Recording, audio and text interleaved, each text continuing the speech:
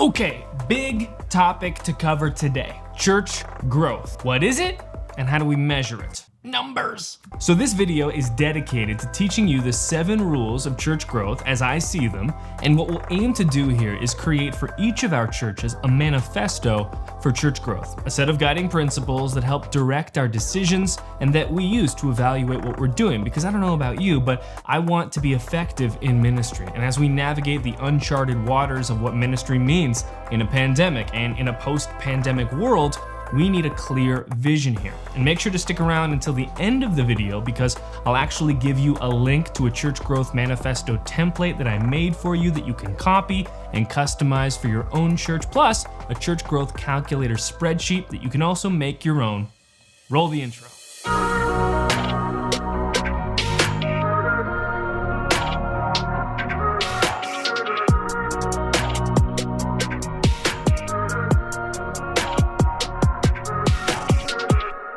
Well, hey there, I'm Brady Shearer. This is Pro Church Tools, and we're here to help your church navigate the biggest communication shift in 500 years. If we're just meeting for the first time, consider subscribing, and if this video is helpful for you in any way, give it a thumbs up. And if your church is ready to take its next big leap, that's what we've built Nucleus for, the next generation of church software dedicated to seeing more next steps and life change at your church. With Nucleus, your church gets a modern website builder, sermon engine, giving platform, social media library, and unlimited stock footage. Thousands of churches use Nucleus, and you can get started for free with no credit card required. Just head to nucleus.church to start your 30-day free trial. Again, that link is nucleus.church, and you'll also find it in the description below.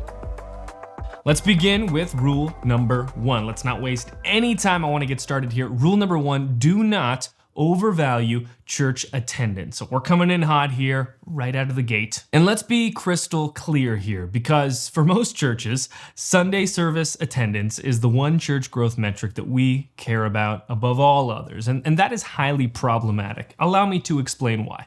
Church attendance is like your body weight when you step on a scale. On its own, this number will tell you virtually nothing about your own health. As an example, if I told you I was 170 pounds, what would you take away from that? Well, to give some context to the number, you'd probably at least need to know how tall I am, right? Spoiler alert, I'm 6'2". I'm sure you are. And it only gets worse from there because I could gain 10 pounds for healthy or unhealthy reasons. I could also lose 10 pounds for healthy or unhealthy reasons. On its own, that single number on the scale can be incredibly misleading. Church attendance is the same in this respect. Another problem with church attendance is that it does not care about the existing people in your congregation. Church attendance will only tell you if more people are attending your Sunday service this year compared to last year. So ask yourself this question: are the people already attending your church becoming more like Jesus? Because church attendance does not care. And then there's the whole global pandemic thing. And as of this recording, many churches are still not meeting in North America as they normally would. We've seen other churches open back up only to realize that a huge portion of their congregation still wasn't comfortable meeting in person yet. So how do we serve these people? And is there a place for them in our churches? Let's talk about rule number 2. Rule number 2, do use next steps to measure church growth and health. Now, I think it's important to take a second right now and address the elephant in the room. Again, as of this recording, so many of our churches are still not meeting in person as we normally would. And I know there's some tension right now around not forsaking the gathering of the church. And many of us are longing to see our church families again. And here I am talking down on church attendance right out of the gate. So let me be clear. Church attendance should certainly be a metric we track, but it can't be the only one or even the primary one. Allow me to explain. A question I think about a lot is, what is my church truly trying to accomplish? Because before we can determine how to measure our efforts, we first need to know what we're measuring. And so here's how I like to phrase it. Every Christ-following church exists to help people love God, love others, and make disciples. And this comes directly from Christ. It's a distillation of the Great Commission and the greatest commandments. And sure, we may phrase it differently, but at its core, the church's mission is to help people love God, love others, and make disciples. We're talking about tangible life change here. Here's the problem. Life change is not entirely easy to quantify.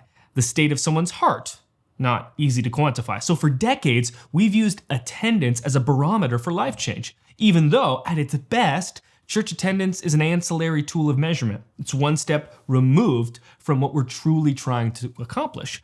Showing up for a service doesn't constitute life change. Sure, it could be an indicator of it, but it could also not be an indicator. So what if I told you there was a more accurate way of measuring this existential mission of ours?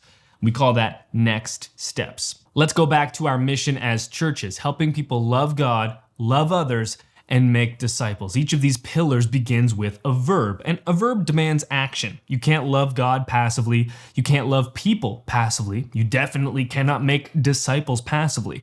And this is why everything that you and I do in our churches boils down to just two words: next steps. Our church's mission, vision, events, promotions, everything we do is all summed up in that phrase. Because without next steps, all you have is a congregation of passive spectators. And again, I don't know about you, but I want a church full of active participants, not passive spectators just taking up space. And there's a lot more we need to talk about to better understand this term, next steps. We'll get to that a bit later though. Let's move to rule number 3 now. Do embrace a hybrid model of ministry.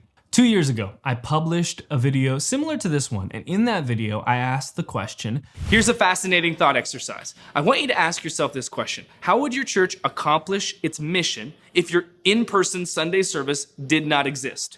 Now, I certainly could never have predicted a global pandemic, nor would I have wished it, but it has forced our churches to embrace the world of digital in ways many hadn't before, and that's because the pandemic accelerates and it exaggerates, and it exposes our strengths and weaknesses. And so let me just say it how it is. Prior to the pandemic, our churches were in a place of imbalance because there are 168 hours in every week. And traditionally, we have over-indexed the 1-hour weekend service to the neglect of the other 167 hours in the week. However, in the middle of the pandemic, we're also in a place of imbalance, right? But it's the inverse, because now church exists primarily online. And look, there's no way of going back to the way things were before. And I'm still not certain how this is all going to shake out. But the ramifications of this pandemic will, without a doubt, reverberate for years to come. And if we wish to serve our churches holistically, offline ministry and online ministry will need to exist in parallel, working in harmony, understanding, and this is so important, so catch this, that neither can be a substitute for the other. And allow me to explain this through an Instagram post to make it a bit quicker. The pandemic has forced our churches to embrace digital in new ways, but unless that becomes long-term strategic change and not a temporary pivot out of necessity, all the progress will be undone. Side note, make sure to follow me on Instagram at Brady Shearer, just my name, because that's where I drop some of my most timely content.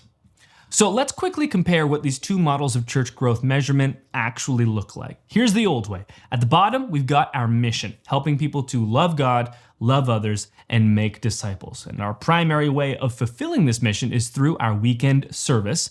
And how do we quantify this? We count butts and seats and use that number as our barometer for growth. Now, let's use that model, and we're not going to replace it, but we're going to build on it. We're going to make it more holistic and more current for a post-pandemic world, inclusive of everything our churches are doing, tracking both external growth and internal growth. And most importantly, we're going to make it more accurate, because that's why we're doing this. We want our ministry to be effective, because the stakes are too high. And to be effective, we need accurate readings on if what we're doing is working or not. So here's the new model. At the bottom, love God, love people, make disciples. This part never changes. Next up, the hybrid approach. Not just a 1-hour service, but the full 168 hours every single week where ministry and life change can take place online and offline. And how do we quantify this? Next steps, tracking church activity and involvement all week long, not simply sitting in a pew on Sunday morning. Which leads us to rule number 4. Do write down every next step that is important to your church. Okay, so up to this point, the phrase next steps has been a bit ambiguous. And maybe you're thinking, look, it sounds nice, Brady, but what does it actually mean? So simply stated, a next step is any action a person takes towards loving God, loving people, and making disciples. And in my experience, there are usually around 20 next steps that every church should be tracking as a baseline. And then what's great about this framework is that you can customize it and add next steps that are uniquely important to you. So let's run through these 20-ish next steps. And I've broken them up into 2 buckets. There's decisions and there's practices. The decisions bucket is for identifying the one-time moments where people commit to moving off the sidelines and into the action. This is the event of moving someone from a position of passive spectator to active participant. And the other bucket is practices. So think spiritual practice here. And these are the ongoing habits of a follower of Christ. So the one bucket is for one-time decisions, the other is for ongoing practices. So on the screen right now, I've got 20 total next steps where most would be applicable to your church. And as you can see in the practices category, attend service is one of the next steps we want to track, but it's not the only one.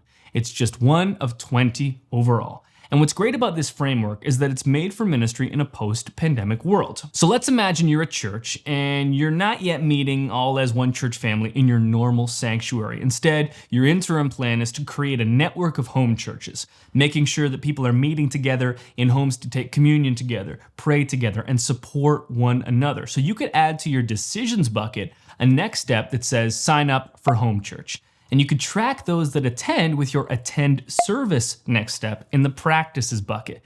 And then perhaps you also want to track how many views your online services are getting, so you add that next step to your practices bucket also.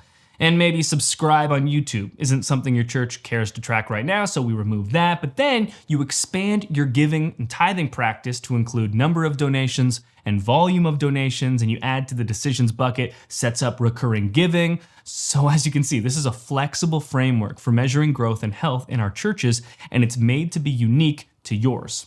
Of course, there's still a big problem with this framework because as it stands right now, each next step is valued equally. So that's what rule number 5 is for. Rule number 5, do assign a number value from 1 to 10 to each next step based on importance. Okay, so we've identified all the next steps that are important to our church, but they're not all created equal. And we can't treat them as such. When a person is deciding to follow Christ, if that's weighted equally to a follow on Instagram, well, we don't want that. So this is why you'll need to assign a number value to each next step based on its importance to your church. And again, this is where the flexibility of the framework shines. To go back to our earlier example, if your church's biggest aim is to get people signed up and attending home churches for the next season, give each of those next steps a higher value to note their importance. So I've gone in here and given each next step values as an example, but again, feel free to customize this.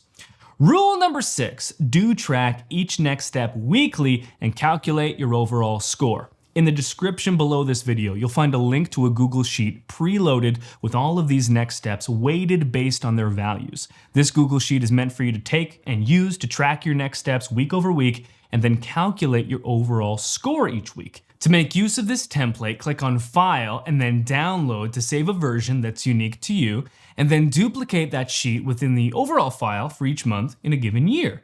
You can change the values for each next step and add your own next steps in as well. And side note here, there's no good overall score. It's not like above a certain threshold means you're a growing church and below a certain threshold means you're on the decline, because this is unique to you and the season your church is in right now. And this is what brings us to rule number 7, our final rule. Do use your next steps tracker to be more effective. I started off this video by saying that this is not about vanity numbers. We're tracking real life change here, and the stakes are too high to just go through the motions or to do things because we've always done them this way. When you follow the 7 rules of church growth and track your next steps week over week and month over month, you'll begin to gain insight into what's working and what's not at your church. You'll get perspective on decisions that leadership made that reflected in real life change that you can pinpoint directly on the chart. So to use this to be more effective, try to identify week over week and especially month over month trends. It's normal for numbers to fluctuate on a weekly basis, but when you see sharp inclines or declines in the overall score or within an individual next step, try to trace back what may have been done differently that week or month. Maybe you had an especially helpful campaign that drove more volunteer signups, or maybe, despite your best efforts, people just didn't respond to your announcements and social posts, trying to spur on involvement in a certain way. So now maybe it's time to try something different. My preferred way of using this out of the gate is to set a baseline through the first 60 to 90 days, because that baseline is needed to make any comparisons. And isn't it great here that we're comparing ourselves to ourselves now as churches, rather than to the church down the road or the highly visible church that we always see online? This is such a better and healthier framework. So we set that baseline and then we evaluate our efforts in the coming weeks and months And if something that we spent considerable time on doesn't move the needle, ruthlessly eliminate it. Because we all know we don't ever have as much time, money, or creative energy as we need in church. So if we can demonstrably show that our efforts aren't translating to life change, cut it and try something else. And here's my promise to you. If you commit to working this process for the next 12 months, you're going to come out of it a healthier church. And you'll have contributed to more life because of it. And again, that's what this is all about. In the description below, you'll find a link to a Google Doc that outlines each of the 7 rules on church growth, along with some of the helpful diagrams you saw in this video. So make sure to download that and save it for future reference, and then share it with your leadership, because I cannot stress this enough. If your entire leadership is not on the same page of the preferred destination, place your church wants to go, it doesn't matter if you know the fastest way to get there. You all first need to decide that, yes, this is where we want to go. Bottom line, you and I are living through the biggest communication shift in 500 years. That was before a global pandemic hit. And now, more than ever, we need accurate ways of evaluating the efforts of our churches. Otherwise, we'll find ourselves in vulnerable spots. The good news is, you made it to the end of this video, which means you're a hero. So please leave a comment below and let me know if you did. And because you are also now equipped to lead your church where it needs to go. So here's to greater health and growth at your church.